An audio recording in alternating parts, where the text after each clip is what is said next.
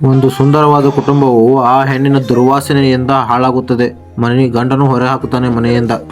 ಮತ್ತು ಕಸದ ತೊಟ್ಟಿಯಿಂದ ಮಲಗಿ ತಾನು ಜೀವಿಸುತ್ತಾಳೆ. ಮತ್ತು ಒಬ್ಬ ಶ್ರೀಮಂತ ವ್ಯಕ್ತಿಯು ಅವಳನ್ನು ಕಾಪಾಡಿಕೊಂಡು ಮನೆಗೆ ಹೋಗಿ ಅವಳ ಸ್ನಾನ ಮಾಡಿಸಿ ಕೇರ್ ಮಾಡುತ್ತಾನೆ ಮತ್ತು ಅವಳ ಜೊತೆ ಇರಬೇಕೆಂದು ಇಚ್ಛಿಸುತ್ತಾನೆ. ನಂತರ ಅವಳ ಜೊತೆ ಊಟ ಮಾಡುವಾಗ ದುರ್ವಾಸನೆ ಕಂಡು ಅವನಿಗೆ ಆಗುವುದಿಲ್ಲ. ಮನೆ ಬಿಟ್ಟು ಹೊರ ಹಾಕಿ ಪೊಲೀಸರಿಗೆ ತಿಳಿಸುತ್ತಾನೆ. ಪೊಲೀಸರು ಕರೆದುಕೊಂಡು ಹೋಗುತ್ತಾರೆ. ಪೊಲೀಸರಿಗೂ ಆ ದುರ್ವಾಸನೆಯಿಂದ ಆಗೋದಿಲ್ಲ. ಕೋರ್ಟ್ನಲ್ಲೂ ಇದೇ ಥರ ಆಗುತ್ತದೆ. ನಂತರ ಕೈದಿಗಳಿಂದ ಸ್ಟೇಷನ್ಗೆ ಕರ್ಕೊಂಡು ಹೋಗಿ ಜೈಲಿನಲ್ಲಿ ಹಾಕುತ್ತಾರೆ. ಅಲ್ಲಿ ದುರ್ವಾಸನೆಯಿಂದ ಎಲ್ಲ ಕೈದಿಗಳಿಗೂ ಜಡ್ಡು ರೋಗ ಬರುತ್ತದೆ. ನಂತರ ಅಲ್ಲಿ ಪೊಲೀಸ್ ಆಫೀಸರ್ಗೂ ರೋಗ ಬಂದು ಸಾಯುತ್ತಾನೆ. ನಂತರ ಆಕೆಯನ್ನು ದೇಶದಿಂದ ಹೊರ ಹಾಕಿ ಅಲ್ಲಿ ಒಂದು ದ್ವೀಪದಲ್ಲಿ ಬಿಡುತ್ತಾರೆ. ಅಲ್ಲಿ ಒಬ್ಬ ಮನುಷ್ಯನು ಬಂದು ಅವಳ ಜೊತೆ ನಿಲ್ಲುತ್ತಾನೆ.